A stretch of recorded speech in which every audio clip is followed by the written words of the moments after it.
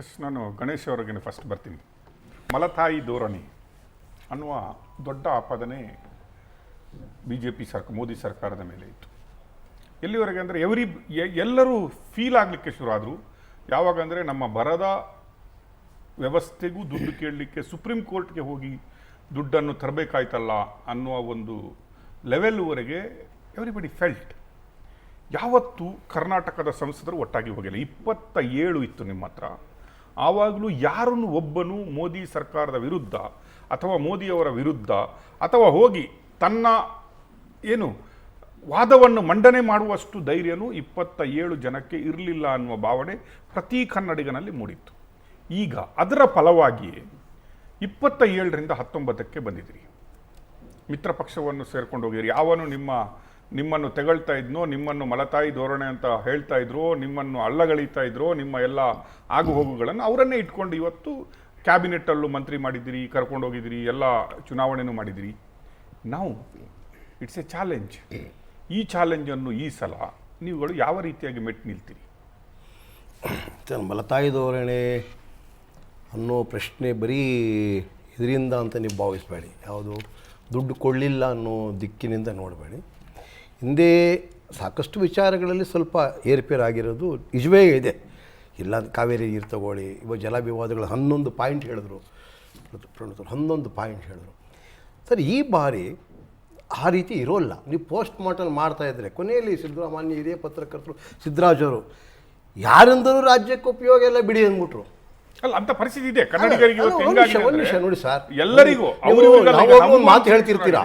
ನೀವು ಎಂಥ ಸಂದರ್ಭದಲ್ಲೂ ಆಶಾವಾದಿಗಳಾಗಿರಬೇಕು. ನಿಮ್ಮ ನಿರಾಶಾವಾದಿಗಳಾಗಿ ಎಲ್ಲಿವರೆಗೆ ಟು ಸಮ್ ಎಕ್ಸ್ಟೆಂಟ್ ಸರ್, ನೀವು ಎಲ್ಲಿವರೆಗೂ ಬೇಕಾದ್ರೂ ಇರ್ಬೋದು ಸರ್. ನೀವು ಆಶಾವಾದಿ ಅನ್ನೋ 10 ವರ್ಷ ಕಾಯಬೇಕಾದ ಅವಶ್ಯಕತೆ ಇಲ್ಲ. ಅದೇ ನಾವು ಕೇಳೋದು. ಇನ್ನು 5 ವರ್ಷ ಬರ್ತೀನಿ ನಿಮ್ಮ ಇದಕ್ಕೆ ಈಗ ನೋಡಿ ಸರ್, ಇವತ್ತಿನ ದಿವಸ ಈ 10 ವರ್ಷಗಳಲ್ಲಿ ಏನು ಸರ್ಕಾರ ನಡೆದಿದೆ, ಇವತ್ತಿನ ಸರ್ಕಾರ ನಡೆಸತಕ್ಕಂಥ ರೀತಿ ನೀತಿಗಳಲ್ಲೂ ಸಾಕಷ್ಟು ಬದಲಾಗಲೇಬೇಕು. ಇದು ಇವತ್ತಿನ ಸರ್ಕಾರ ಆಡಳಿತದ ನಿಯಮ. ಹಾಗಾಗಿ ನಾವು 19 ಬಂದಿದ್ದೀವಿ, 17+2. ಮಾನ್ಯ ಕುಮಾರಸ್ವಾಮಿಯವರು ಕೂಡ ಒಂಥರ ಮಹತ್ವಾಕಾಂಕ್ಷೆಗಳೇ. ಹೋರಾಟ ಅಥವಾ ಹೇಳಿಕೆಗಳು ಏನೇ ಇರ್ಬೋದು, ಅದರಿಂದ ನಾನು ಇದು ಮಾಡಲ್ಲ. ಕೆಲಸ ಮಾಡಬೇಕು ಅನ್ನೋ ಸ್ಥಿತಿ ಬಂದಾಗ ನೀವು ಕೆಲಸ ಮಾಡೇ ನೀವು ಸೈ ಎಣಿಸ್ಕೊಳ್ಬೇಕು. ಬರೀ ಮಾತಲ್ಲಿ ಸೈ ಎಣಿಸ್ಕೊಂಡ್ರೆ ಸ್ವಲ್ಪ ಒತ್ತೇ ಇರುತ್ತೆ, ಸ್ವಲ್ಪ ದಿವಸ ಇರುತ್ತೆ. ಕೆಲಸ ಮಾಡಿ ಸೈ ಎಣಿಸ್ಕೊಂಡ್ರೆ ನೀವು ಅವ್ರ ಮನಸ್ಸಲ್ಲಿ, ಹೃದಯದಲ್ಲಿ ಒಂದು ಸ್ಥಾನಮಾನ ಕೊಡ್ತಾರೆ. ಅಲ್ಲ, ನೀವು ಮಾತಲ್ಲಿ ಸೈ ಅನ್ಸ್ಕೊಂಡೇ 19ಕ್ಕೆ ಬಂದಿರೋದ ಯಾವ ರೀತಿಯಾಗಿ? ಈಗ ಅದು ಮಾತು ಮತ್ತೆ ಕೃತಿ. 303ರಿಂದ ಬರ್ತೀನಿ. ಮಾತು ಮತ್ತು ಕೃತಿ ಎರಡಕ್ಕೂ ಬರ್ತೀನಿ. ಮಾತು ಮತ್ತು ಕೃತಿ ಬಂದಾಗ ಕೃತಿಯಲ್ಲಿ ನಮ್ಮದು ನಂಬರ್ 1 ಇದೆ. 340 ಸೀಟ್ ಎಲ್ಲೋ 1-2 ರಾಜ್ಯಗಳಲ್ಲಿ ಕಡಿಮೆ ಆಯಿತು. ಅದು ಒಂದು ರೀತಿ ನಮ್ಮ ತಪ್ಪು ನಿರ್ಧಾರಗಳು ಇರ್ಬೋದು. ಪಕ್ಷದ ನಿರ್ಧಾರದಲ್ಲ ಅನ್ನೋದಕ್ಕಿಂತ ನಿರ್ಧಾರಗಳಲ್ಲಿ ಒಂದು ತಪ್ಪು ಆಗಿದೆ. ಆ ತಪ್ಪಿನ ಪರಿಣಾಮ 241 ಬಂದಿದ್ದೀವಿ. ಬರೀ 30 ಸೀಟ್ಗಳಲ್ಲಿ ನಾವು ಸರಳ ಬಹುಮತದಿಂದ ದೂರ ಇದ್ದೇವೆ. ಆದರೆ 10 ವರ್ಷದಲ್ಲೂ ನಡೆದಿದ್ದು NDA. ಅದರಲ್ಲಿ ಭಾರತೀಯ ಜನತಾ ಪಕ್ಷ ಏಕಾಂಗಿಯಾಗಿ ತನ್ನ ಸ್ವಸಾಮರ್ಥ್ಯದಿಂದ ಸರ್ಕಾರ ರಚನೆ ಮಾಡುತ್ತಿತ್ತು. ಈ ಬಾರಿ ಮಿತ್ರ ಪಕ್ಷಗಳ ಸಹಕಾರದೊಂದಿಗೆ ಮಾಡಿದೆ. ನಂಬರ್ 1. ನಂಬರ್ 2, ರಾಜ್ಯದ ವಿಚಾರವನ್ನೇ ನೀವು ಪರಿಗಣಿಸೋದಾದರೆ ಸರ್, ಖಂಡಿತವಾಗ್ಲೂ ಇವತ್ತಿನ ದಿವಸ ಒಳ್ಳೆಯ ಅವಕಾಶ ಇದೆ. ಕಾಂಗ್ರೆಸ್ ಪಕ್ಷಕ್ಕೆ 9 ಸೀಟ್ ಬಂದಿದೆ. ಅಧಿಕೃತವಾದಂಥ ವಿರೋಧ ಪಕ್ಷವಾಗಿದೆ. ಇವತ್ತಿನ ದಿವಸ ಎಲ್ಲ ಮಾತುಗಳಿಗೂ ತನ್ನದೇ ಆದಂಥ ಮಹತ್ವ ಇದೆ. ಎಲ್ಲ ಹೇಳಿಕೆಗಳನ್ನು ಕೂಡ, ಎಲ್ಲ ಅನ್ಯಾಯಗಳನ್ನು ತಾವು ಹೇಳೋಕ್ಕೆ ಅವಕಾಶ ಇದೆ. ಜನಗಳು ಮುಟ್ಟಿಸ್ಬೋದು. ಸೊ ಇಂಥ ಅವಕಾಶವನ್ನು ಕಾಂಗ್ರೆಸ್ಸು ಕಳ್ಕೊಳ್ಬಾರ್ದು. ಒಂದು ಆಡಳಿತ ಪಕ್ಷ ಎಷ್ಟು ಪ್ರಬಲವಾಗಿರಬೇಕೋ ಅಷ್ಟೇ ಪ್ರಬಲವಾದಂಥ ವಿರೋಧ ಪಕ್ಷ ಇವತ್ತು ಬಂದಿದೆ. V appreciate. ನಾವು ಅದನ್ನೇ ಹೇಳ್ತಾ ಇದ್ದಿದ್ದು. ಯಾವತ್ತು ದಿವಸ ಶಾಡೋ ಪ್ರೈಮ್ ಮಿನಿಸ್ಟರ್ ಅಂತ ಹೇಳ್ತೀವಿ.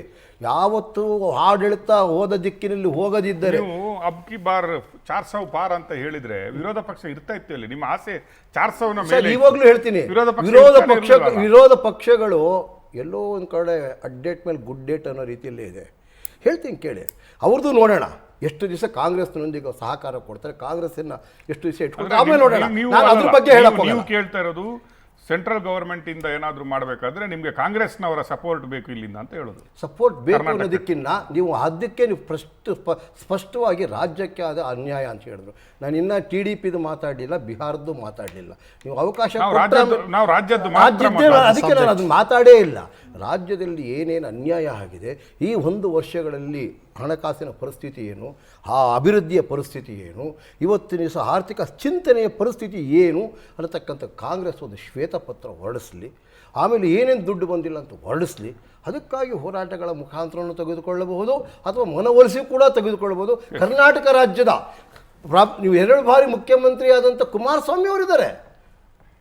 ಈಗ ಎಲ್ಲರನ್ನೂ ಒಂದು ಪಕ್ಕಕ್ಕೆ ಇಟ್ಟರು ಕೂಡ ಕುಮಾರಸ್ವಾಮಿ ಅವರಿದ್ದಾರೆ. ಅವ್ರು 2 ಬಾರಿ ಮುಖ್ಯಮಂತ್ರಿಗಳಾಗಿದ್ದವರು. ಅಂದ್ರೆ ನಾವು ಕುಮಾರಸ್ವಾಮಿ ನಂಬ್ಕೊಬೇಕು. ಅಲ್ಲ, ನಂಬ್ಕೊಳ್ಬೇಕು ಸರ್. ನಿಮಗೆ ಹೇಳಿದ್ರು ಕುಮಾರಸ್ವಾಮಿ ಅವರು ಇದ್ದಾರೆ.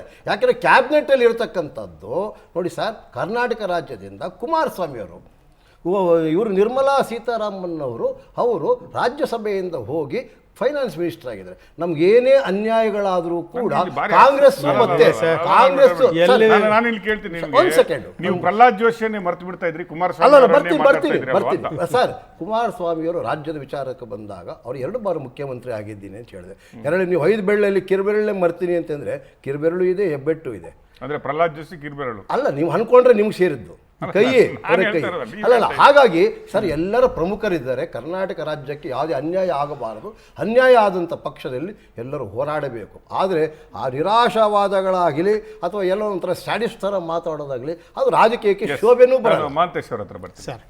ಈಗ ನೀವು 1 ವರ್ಷದಿಂದ ಬೊಬ್ಬೆ ಹೊಡಿತಾನೆ ಇದ್ರಿ. ಎಲ್ಲ ಬೆರಳುಗಳನ್ನು, 1 ಬೆರಳಲ್ಲ, ನೀವು 5 ಬೆರಳುಗಳನ್ನು ದೆಹಲಿ ಹತ್ರ ತೋರಿಸಿದವರು. ಎಲ್ಲಿವರೆಗೆ ಅಂದರೆ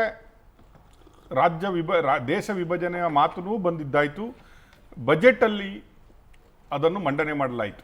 ಮೋದಿ ಗೌರ್ಮೆಂಟ್ ನಮಗೆ ಮಲತಾಯಿ ಧೋರಣೆ ತೋರಿಸ್ತಾ ಇದೆ ಅಂತ. ಈಗ ಯಾವುದೋ ಒಂದು ಕಾರಣಕ್ಕೆ ನೀವು 9 ಬಂದಿದ್ದೀರಿ. Your strength is improved. ಈಗ ಅವರು ನಿಮ್ಮ ಸಪೋರ್ಟ್ ಕೇಳ್ತಾ ಇದ್ದಾರೆ ಆ್ಯಸ್ ಎ ಒಪೋಸಿಷನ್. ಇಲ್ಲಿನ ಗವರ್ಮೆಂಟ್ ಇಟ್ಕೊಂಡು ಅಲ್ಲಿ ಒಪೋಸಿಷನಲ್ಲಿ ಕೂತ್ಕೊಂಡು ನೀವು ಯಾವ ರೀತಿಯ ಫೈಟ್ ಮಾಡ್ತೀರಿ? ನಿಮ್ಮ ಅನುದಾನಗಳನ್ನು ತರಲಿಕ್ಕೆ, ಮಲತಾಯಿ ಧೋರಣೆಗಳನ್ನು ಹೋಗಲಾಡಿಸ್ಲಿಕ್ಕೆ, ಅಥವಾ ಇನ್ನೂ ಸೆಂಟ್ರಲ್ ಗೌರ್ಮೆಂಟ್ಗೊಂಡಿಗೆ ರಬ್ಬಿಂಗ್ ಮಾಡ್ತಾನೆ ಇರ್ತೀರಾ? ಯಾವ ರೀತಿ ನೋಡಿ ಸರ್, ಮೊದಲನೇದಾಗಿ ಕರ್ನಾಟಕ ರಾಜ್ಯಕ್ಕೆ 5 ಮಂತ್ರಿಗಳನ್ನು ಕೊಟ್ಟಿದ್ದಾರೆ, ಅಭಿನಂದನೆಗಳು. ಆದರೆ ಆ ಮಂತ್ರಿಗಳು ಎಷ್ಟು ಕೆಲಸ ಮಾಡಿದ್ದಾರೆ, ಎಷ್ಟು ಕೆಲಸ ಮಾಡ್ತಾ ಇದ್ದಾರೆ ಅನ್ನೋದನ್ನು ಒಬ್ಬ ಜನಸಾಮಾನ್ಯನ ಕೇಳಿದರೂ ಸಹ ಹೇಳ್ತಾರೆ. ಈ ಹಿಂದೆ 28 ಸಂಸದರನ್ನು ಡೆಲ್ಲಿಗೆ ಕಳಿಸಿದಾಗ ₹1 ನಯಾ ಪಾಸನ್ನು ತರೋಕ್ಕಾಗಲಿಲ್ಲ ಇವ್ರ ಕೈಯಿಂದ. ಈಗ 5 ಜನ ಮಂತ್ರಿಗಳನ್ನು ಕೊಟ್ಟಿದ್ದಾರೆ. ರಾಜ್ಯದಿಂದ ರಾಜ್ಯ ಸಭೆಗೆ ವಿಧಾನ ಪರಿಷತ್ ಏನು ನಮ್ಮ ವಿತ್ತ ಸಚಿವರನ್ನು ಆಯ್ಕೆ ಮಾಡಿ ಕಳಿಸಿದ್ದಾರೆ. ಅವ್ರು ಏನು ಕೊಟ್ಟರು? ಬರ ಪರಿಹಾರ ಕೊಡಲಿಲ್ಲ ಅಂತ ಬೊಬ್ಬೆ ಹೊಡ್ಕೊಂಡು ನಮ್ಮ ಎಲ್ಲ ರಾಜ್ಯದ ಮಂತ್ರಿಗಳು ದೆಹಲಿ ಮುಂದ್ಗಡೆ ಹೋಗಿ ಪ್ರತಿಭಟನೆ ಮಾಡಿದರು. 135 ಶಾಸಕರು ಸಹ ಪ್ರತಿಭಟನೆ ಮಾಡಿದರೂ ಸಹ ಈ ರಾಜ್ಯದಿಂದ ಆಯ್ಕೆಯಾದಂಥ ವಿತ್ತ ಸಚಿವರು ಹಿರಿಯ ತಾಯಿ ಸಮಾನರಿದ್ದಾರೆ. ಅವ್ರು ಯಾಕೆ ಇದನ್ನು ಅರ್ಥ ಮಾಡ್ಕೊಳ್ಳಿಲ್ಲ? ಈಗಲೂ ಸಹ ಅರ್ಥ ಆಗೋದಿಲ್ವಾ? ಆ ಎಮ್ಮನ್ನ ಮತ್ತೆ ಮಂತ್ರಿ ಮಾಡಿದಿರಲ್ಲ, ಕರ್ನಾಟಕಕ್ಕೆ ನಿಮಗೆ ಏನಾದರೂ ಕಿಂಚಿತ್ತು ಏನು ವಿಚಾರಗಳು ಬಳಸ್ಬೇಕು? ಯಾಕಂದ್ರೆ ಮಂತ್ರಿ ಆಗಿದ್ದೀರಿ, ತಾವು ಹಿರಿಯರಿದ್ದೀರಿ, ತಾಯಿ ಸಮಾನರಿದ್ದೀರಿ. ನೀವು ಅರ್ಥ ಮಾಡ್ಕೋಬೇಕಾಗಿದೆ ಅಮ್ಮ. ನಿಮ್ಮ ಮನೆ ಮುಂದೆ ಬಂದೆ ಕೂಡುವಂಥ ವ್ಯವಸ್ಥೆ ಆಗಬಾರ್ದು ನಾಳೆ ಜನಗಳದ್ದು. ಬರ ಪರಿಹಾರ ವಿಚಾರ ಒಂದೇ ಅಲ್ಲ, 5-6 ಇಶ್ಯೂಗಳಿದಾವೆ. ವಿಶೇಷವಾಗಿ ಉತ್ತರ ಕರ್ನಾಟಕದಲ್ಲಿ 100 ಸಾರಿ ಮೋದಿಜಿಯವರು ಚುನಾವಣೆ ಸಮಯದಲ್ಲಿ ಬಂದೋದ್ರು. ಬರ ಪರಿಹಾರ ಆಗಿ ಸಾಯ್ತಾ ಇದ್ರು ಜನ. ಅಂಥ ಪರಿಸ್ಥಿತಿಯಲ್ಲಿ ಯಾವಾಗ ಬಂದೋದ್ರಿ? ಅಲ್ಲೇ ಇದ್ದಾರೆ ನಮ್ಮ ಪ್ರಹ್ಲಾದ್ ಜೋಶಿ ಅವರೇ, ನಿಮ್ಮನ್ನು ಕೈ ಮುಗಿದು ಕೇಳ್ತಾ ಇದ್ದೀವಿ. ಕಳಸಾ ಬಂಡೂರಿ ನಾಲಾ ಬಗ್ಗೆ ಒಂದಿಟ್ಟು ಮಾತನ್ನು ಎತ್ತಿದಿರಾ? ನಾನು ಒಬ್ಬ ಬಾದಾಮಿಯವನಾಗಿ, ಬಾಗಲಕೋಟೆ ಜಿಲ್ಲೆಯವನಾಗಿ ಆ ಕಳಸಾ ಬಂಡೂರಿಗೆ ಸಮಸ್ಯೆಗೆ ಹೋರಾಟ ಮಾಡಿದವರು ಇರೋದರಿಂದ ತಮ್ಮನ್ನು ಕೈ ಮುಗಿದು ಕಾಲು ಮುಗಿದು ಕೇಳೋಂಥ ವ್ಯವಸ್ಥೆ ಮಾಡಿದರೂ ಸಹ ಒಂದೀಟು ನೀವು ವ್ಯವಸ್ಥೆ ಬಗ್ಗೆ ಸರಿ ಮಾಡಲಿಲ್ಲ. ಈಗ ನಿಮ್ಮ ಸರ್ಕಾರ ಬಂದಿದೆ, ಮತ್ತೆ ಇದ್ದೀರಿ, ಮೋದಿಯವರ ಹೆಸರು ಮೇಲೆ ಆಯ್ಕೆಯಾಗಿದ್ದೀರಿ. ಪ್ರಹ್ಲಾದ್ ಜೋಶಿ ಅವರೇ, ನಿಮ್ಮನ್ನು ಯಾವ ರೀತಿಯಿಂದ ನಾವು ಹೇಳಬೇಕಿನ್ನು? ನಿಮಗೆ ಜನ ಬುದ್ಧಿ ಕಲಿಸ್ಬೇಕಾಗಿತ್ತು. ಆದರೆ ಮೋದಿಯವರ ಹೆಸರ ಮೇಲೆ ನೀವು ಇದೊಂದು ಸರಿ ಆಯ್ಕೆಯಾಗಿದ್ದೀರಿ, ಅದಕ್ಕೆ ಅಭಿನಂದನೆಗಳು. ಆದರೆ ಕಳಸಾ ಬಂಡೂರಿ ನೀವು ಕುಡಿಯೋ ನೀರು ಸಹ ನಿಮ್ಮ ಮನೆಗೂ ಹೋಗ್ತಾ ಇದೆ ಪ್ರಹ್ಲಾದ್ ಜೋಶಿ ಅವರೇ. ಜನ ತತ್ತರಿಸಿ ಹೋಗಿದ್ದಾರೆ. ಅದರ ಜೊತೆಗೆ ಉಳಿದ ಮಂತ್ರಿಗಳನ್ನು ನೋಡಿದಾಗ ಈಗ ಕುಮಾರಸ್ವಾಮಿಯವ್ರನ್ನ ಕೊಟ್ಟಿದ್ದೀರಿ, 2 ಸೀಟ್ ಬಂದರೂ ಸಹ ಕುಮಾರಸ್ವಾಮಿಯವ್ರನ್ನ ಕೊಟ್ಟಿದ್ದೀರಿ. ಕನ್ನಡ ನೆಲ ಜಲ ಭಾಷೆ ವಿಷಯದಲ್ಲಿ ನೀವು ಕಿಚ್ಚಿತ್ತಾದರೂ ನಿಮಗೆ ಮಾನವೀಯತೆ ಇದ್ದರೆ, ಮನುಷ್ಯತ್ವ ಇದ್ದರೆ ಹೋಗಿ ಬರಬೇಕಾಗಿದೆ, ರಾಜ್ಯಕ್ಕೆ ಬರಬೇಕಾಗಿದೆ ಹಕ್ಕು ಅದು. ಈ 5 ಮಂತ್ರಿಗಳ ಹಕ್ಕಲ್ಲ, ನಮ್ಮ ಹಕ್ಕು ಹೌದು. ನಾನು ಒಬ್ಬ ದೇಶದ ಈ ಪ್ರಜೆಯಾಗಿ, ಪ್ರಜಾಪ್ರಭುತ್ವದ ಒಬ್ಬ ಪ್ರಜೆಯಾಗಿ ಕೇಳುವಂಥ ಹಕ್ಕಿದೆ. ಹಾಗಾಗಿ ನಾನು ನೇರವಾಗಿ ಹೇಳಕ್ಕೆ ಇಷ್ಟಪಡ್ತೇನೆ, ಪ್ರತಿಯೊಬ್ಬ ಕರ್ನಾಟಕದ ಪ್ರಜೆಯೂ ಸಹ ನಿಮ್ಮ ಮಂತ್ರಿಗಳನ್ನು ನಿಮ್ಮ ಮನೆ ಮುಂದೆ ಕೂಡೋದಷ್ಟೇ ಅಲ್ಲ, ದೆಹಲಿಗೆ ಹೋಗಿ ಕೇಳುವ ಹಕ್ಕೂ ನಮ್ಮಲ್ಲಿದೆ. ಅದಕ್ಕೆ ನಿಮಗೆ ಕೈ ಮುಗಿದು ಹೇಳ್ತಾ ಇದ್ದೇವೆ. ಕಾವೇರಿ ವಿಷಯವಾಗಿರ್ಬೋದು, ನಮ್ಮ ಕಳಸಾ ಬಂಡೂರಿ ವಿಷಯವಾಗಿರ್ಬೋದು, ಆಲ್ಮಟ್ಟಿ ಎತ್ತರ ಮಾಡುವ ವಿಷಯ ಆಗಿರ್ಬೋದು, ಅದರಲ್ಲಿ ಪೂರಾ ಹಿನ್ನಡೆ ಆಗಿದ್ದೀರಿ. ನೀವು 10 ವರ್ಷ ಏನೂ ಮಾಡಿಲ್ಲ, ಈಗಲಾದರೂ ಮಾಡ್ರಿ ಅನ್ನೋ ಒಂದು ದೊಡ್ಡ ಸಂದೇಶವನ್ನು ತಮಗೆ ರವಾನೆ ಮಾಡ್ತಾ ಇದ್ದೇವೆ. ನಾನು ಕಳಸಾ ಬಂಡೂರಿ ವಿಚಾರ ಇವರು ಯಾವುದನ್ನು ಇವತ್ತಿನ ವಿಚಾರಕ್ಕೆ ಪ್ರಸ್ತುತ ಮಾತಾಡಲಿಲ್ಲ. ಎಂದೇ ಆದದ್ದನ್ನೇ ಕಳಸಾ ಬಂಡೂರಿ ವಿಚಾರ ಇದ್ದಾಗ ಸೋನಿಯಾ ಗಾಂಧಿಯವರು ಅವಾಗ ಗೋವಾದಲ್ಲಿ ಅವ್ರ ಸರ್ಕಾರ ಇತ್ತು. ಒಂದು ಕೋರ್ಟ್ ಇಷ್ಟು ಕ್ಲಿಯರ್ ಮಾಡಿದೆ ಸರ್, ಅದನ್ನ ಬೈಪಾಸ್ ಮಾಡಬೇಡಿ. ಅಲ್ಲ, ಬೇಕಾದ್ರೆ ನೀವು ತರಿಸಿ, ಕೋರ್ಟ್ ಕ್ಲಿಯರ್ ಮಾಡಿದೆ, ನಾನು ಅದೆಲ್ಲ ಹೋರಾಟಗಾರ, ನನಗೆ ಗೊತ್ತಿದೆ. ಕೋರ್ಟ್ ಅವ್ರಿಗೆ ಕ್ಲಿಯರ್ ಮಾಡಿದೆ, ಚೀಮಾರಿ ಹಾಕಿದೆ. ನಾನು ಹೇಳೋದು ಸೋನಿಯಾ ಗಾಂಧಿಯವರು ಒಂದು ತೊಟ್ಟು ನೀರು ಕೊಡೋಕ್ಕಾಗಲ್ಲ.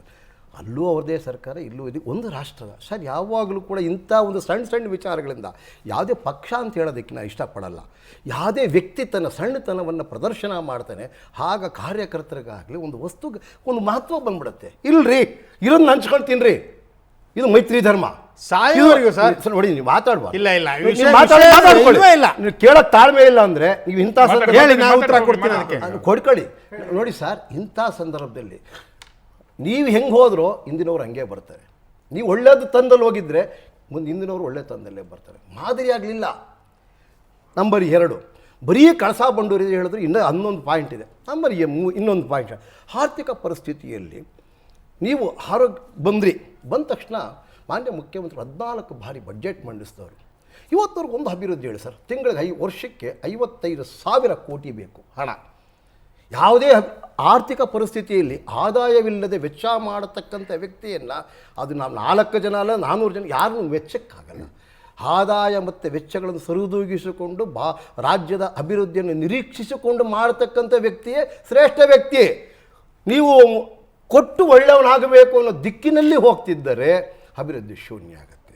ನೀವು ಬರ ಪರಿಹಾರ ಕೇಳಿದ್ರಿ ಸರ್, 800 ಕೋಟಿ ದುಡ್ಡು DC ಅಕೌಂಟಲ್ಲಿ ಇದೆ ಅಂತ ಮಾನ್ಯ ಮುಖ್ಯಮಂತ್ರಿಗಳು 800 ಕೋಟಿ ಕೊಡಿತಾ ಇದ್ದಾರೆ ಅಂತ ಹೇಳಿದ್ರಿ. ಏನಾಯ್ತು ಸರ್ ದುಡ್ಡು? ಬರ ಪರಿಹಾರ ಕೊಡಬಾರ್ದು ಅಂತ ಯಾರನ್ನು ಯಾರು ಹೇಳಿದ್ರು ಸರ್? ಕೊಡಿ, ನಿಮ್ಮ ಆಡಳಿತ ರೀ.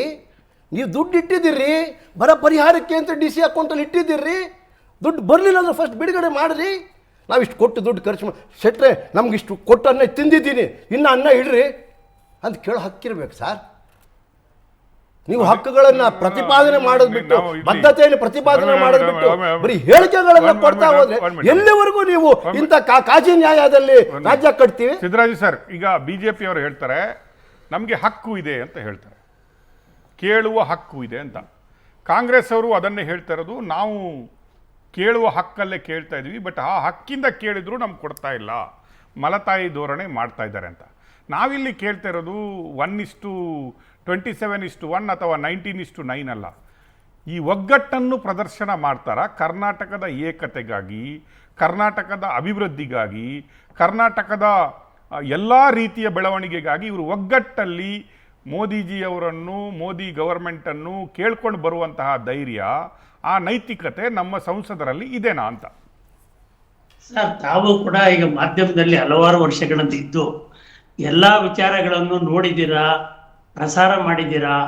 ಒಂದೇ ಒಂದು ಘಟನೆ ರಾಕೇಶ್ ಶೆಟ್ರೆ, ನನ್ನ 40 ವರ್ಷದ ಈ ಪತ್ರಿಕಾ ಬರ್ತನಾಗಿ ನಾನು ಕೆಲಸ ಮಾಡಿರೋದ್ರಲ್ಲಿ ಯಾವಾಗ್ಲೂ ಯಾರಾದ್ರೂ ಆಗಲಿ, ಇದು ನನ್ನ ಹಕ್ಕು, ನನ್ನ ರಾಜ್ಯ, ನನ್ನನ್ನು ಜನ ಎಲೆಕ್ಟ್ ಮಾಡಿದ್ದಾರೆ, ಇದು ಆಗಲೇಬೇಕು ಅಂತ ಹೇಳಿದ್ದನ್ನ ನಾನು ಇದುವರೆಗೂ ನೋಡಿದ್ದೇ ಇಲ್ಲ. ಈ 10 ವರ್ಷದಲ್ಲೇ ಕೂಡ ಸದಾನಂದ ಗೌಡರು chief minister ಆಗಿರ್ಲಿಲ್ವಾ sir?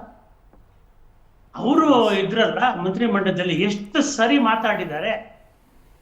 Shobha Karandlaje ಇವರು, ಪ್ರಹ್ಲಾದ್ ಜೋಶಿ ಅವರು ಸರ್, ಹುಬ್ಬಳ್ಳಿ ಧಾರವಾಡದಲ್ಲಿ ಸ್ಮಾರ್ಟ್ ಸಿಟಿ ಯೋಜನೆ ಕುಂಟ್ತಾ ಇದೆ. ಏನವ್ರ ಕೊಡುಗೆ? ಹೋಸರಿನೂ ಕೂಡ ಇವರು ಸುರೇಶ್ ಅಂಗಡಿ ಅವರು ಇದ್ರು, GM ಸಿದ್ದೇಶ್ ಇದ್ರು, ಆಗ ಅದರ ನಂತರದಲ್ಲಿ ಭಗವಂತ ಖೂಬಾ ಬಂದ್ರು. ನಮ್ಮ ಕರ್ನಾಟಕದಲ್ಲಿ ಮಂತ್ರಿ ಮಂಡಲದಲ್ಲಿ ಇರ್ತಕ್ಕಂಥ ರೆಪ್ರೆಸೆಂಟೇಷನ್ ಹೊರಗಡೆ ಬಂದವರಿಗೆ ಆಂಧ್ರ ಪ್ರದೇಶದಿಂದ ಕರ್ನಾಟಕ ಎಲೆಕ್ಟ್ ಆಗಿ ವೆಂಕಯ್ಯ ನಾಯ್ಡು ಕೂಡ ಅವರು ಕೂಡ ಎಂದು ಕರ್ನಾಟಕದ ಬಗ್ಗೆ ಮಾತಾಡಲಿಲ್ಲ. ಇದು ಕರ್ನಾಟಕ ಜನರ ದುರ್ದೈವ ಸರ್. ನಮ್ಮ ರಾಮಸ್ವಾಮಿ ಅವರು ಕುದುರೆ ಇವರು ಚೆಟ್ಟಿನಾಡು ಅವರು ಇಲ್ಲಿ ರಾಜ್ಯ ಎಲೆಕ್ಟ್ ಆಗಿ ರಾಜ್ಯಸಭೆಗೆ ಹೋಗ್ಬಿಟ್ಟು ನಮ್ಮ ಹಿತನ ಕಾಪಾಡಿ ಚಿನ್ನದ ಮಳೆ ಸುರಿಸೋದು ಪುಣ್ಯಾತ್ಮರಿದ್ದಾರೆ. ಹಂಗೆ ಈಗ ನಿರ್ಮಲಾ ಸೀತಾರಾಮನ್ ರವರು ಒಮ್ಮೆ ಆದ್ರೂ ಅವರು ಎಷ್ಟು ಸರಿ ಕರ್ನಾಟಕಕ್ಕೆ ಬಂದಿದ್ದಾರೆ ಸರ್? ಎಷ್ಟು ಸರಿ ಕರ್ನಾಟಕಕ್ಕೆ ಬಂದು ಈ ಸರ್ಕಾರದ ಜೊತೆ ಅವರು ಒಂದು ಮೀಟಿಂಗ್ ಮಾಡಿ ನಿಮ್ಮ ಸಹಜ ಏನಿದೆ, ಏನೇನು ಪ್ರೋಗ್ರಾಮ್ ಆಗಬೇಕು, ನನ್ನಿಂದ ಏನಾಗ್ಬೋದು ಅಂತ ಯಾವತ್ತಾದ್ರೂ ಕೇಳಿದ್ ಒಂದು ನಿದರ್ಶನ ಇವಾಗ ಬಿಜೆಪಿಯಿಂದ ತೋರಿಸಲಿ ಸರ್. ಬೇಡ ಅಂತವ್ರು ಯಾರಾದ್ರೂ ಒಬ್ಬರು 25 ಜನ 26 ಜನ ಮಾಡಿದಾಗ್ಲೇನೆ ಅವ್ರು ಮಾತಾಡಿರ್ಲಿಲ್ಲ ಅಂತ ಹೇಳಿದ್ರೆ ಇನ್ನು 8 9 ಅದೇ ನಾನು ಆಗ್ಲೇ ಹೇಳಿದೆ ಸರ್. ರಮೇಶ್ ಅನಂತ್ ಕುಮಾರ್ ಒಬ್ರು ಏಕಾಂಗಿಯಾಗಿ ಯಾರೇ ಹೋಗ್ಲಿ ಸರ್ ಇದೊಂದು ಪ್ರಾಜೆಕ್ಟ್ ಆಗ್ತಾ ಇಲ್ಲ ಅಂದ್ರೆ ಬನ್ನಿ ನಾನು ಕರ್ಕೊಂಡು ಹೋಗ್ತೀನಿ ಅಲ್ಲಿ ಹೇಳಿ ಆ ಮಂತ್ರಿಗಳಿಗೆ. ಅವರು ಬಿಜೆಪಿ ಸಚಿವರಾಗಿದ್ರು ಕರ್ನಾಟಕದ ಎಷ್ಟೋ ಪ್ರಾಜೆಕ್ಟ್ಗಳು ಯಾರಾದ್ರೂ ಬಿಜೆಪಿಯವರು ಹೋದ್ರು ಸಹಾಯ ಮಾಡ್ತಿದ್ರು, ಕಾಂಗ್ರೆಸ್ ಅವರು ಹೋದ್ರು ಸಹಾಯ ಮಾಡ್ತಿದ್ರು. ಅಂತ ಅನಂತ್ ಕುಮಾರನ್ನ 10 ವರ್ಷದಲ್ಲಿ ಏನು ಸೃಷ್ಟಿ ಮಾಡಕ್ಕಾಗಿಲ್ಲ ಸರ್. ಅವ್ರ ನಿಧನದ ನಂತರ ಇವ್ರು ಎಲ್ರು ಏನು ಇಲ್ಲ ಅವ್ರದ್ದು ಸರ್. ಇವರು ಎಲ್ಲ ಡೆಲ್ಲಿ ಬೇಸ್ಡ್ ಆಗ್ಬಿಡ್ತಾರೆ, ಇಲ್ಲಿಗೆ ಬರೋದೇನಿಲ್ಲ. ನಿಮಗೆ ಸುಮ್ಮನೆ ಈ ಪ್ರವಾಸಿ ತರ ಬಂದು ಹಂಗೆ 2 ದಿವಸ ಇದ್ದು ಹೋಗ್ತಾರೆ ಹೊರತು ಆಯ್ತು. ಇವರು KS ಈಶ್ವರಪ್ಪನವರು ಇರಿಗೇಷನ್ ಮಿನಿಸ್ಟರ್ ಆಗಿದ್ದಾಗ 100 ಕೋಟಿ ರೂಪಾಯಿ ನಾವು ವೆಚ್ಚದಲ್ಲಿ ಕಳಸಾ ಬಂಡೂರಿ ಪ್ರಾಜೆಕ್ಟ್ ಇನಾಗ್ರೇಟ್ ಮಾಡ್ತೀವಿ ಅಂತ ಗುದ್ಲಿ ಪಿಕಾಸಿ ತಗೊಂಡು ಅಗದು ಬಿಟ್ಟು ಮನೆಗೆ ಹೋಗ್ಬಿಟ್ರು. ಈಗೆಲ್ಲೂ ಕಾಣ್ಲೇ ಇಲ್ಲ ಹಂಗಿದ್ರು ಇವ್ರದೇ ಸರ್ಕಾರ ಇತ್ತಲ್ಲ ಗೋವಾದಲ್ಲಿ. ಸೊ ಈಗ ಗಣೇಶ್ ಅವರು ಸೋನಿಯಾ ಗಾಂಧಿ ಅವ್ರ ಬಗ್ಗೆ ಹೌದು, ಸೋನಿಯಾ ಗಾಂಧಿ ಅವರು ನಾವು ಗೋವಾದಿಂದ ಇದನ್ನ ಅಪೋಸ್ ಮಾಡ್ತೀವಿ ಅಂತ ಹೇಳಿದ್ರು, ಇಲ್ಲ ಅಂತ ಯಾರು ಹೇಳಕ್ಕಾಗಲ್ಲ. ಆದ್ರೆ ನಿಮ್ದೇ ಸರ್ಕಾರ ಗೋವಾದಲ್ಲಿತ್ತು, ನಿಮ್ದೇ ಸರ್ಕಾರ ಕೇಂದ್ರದಲ್ಲಿತ್ತು, ನಿಮ್ದೇ ಸರ್ಕಾರ ರಾಜ್ಯದಲ್ಲಿತ್ತು. ಅಂದ್ರೆ 3 ಇಂಜಿನ್ ಡಬಲ್ ಇಂಜಿನ್ ಅಲ್ಲ ಸರ್. ಯಾಕೆ ಆ ಇಂಜಿನ್ ಎಲೆಕ್ಟ್ರಿಸಿಟಿ ಇರ್ಲಿಲ್ವಾ? ನ್ಯಾಯಾಲಯಕ್ಕೆ ತಗೊಂಡೋಗಿದ್ದು ಯಾರು ಸರ್?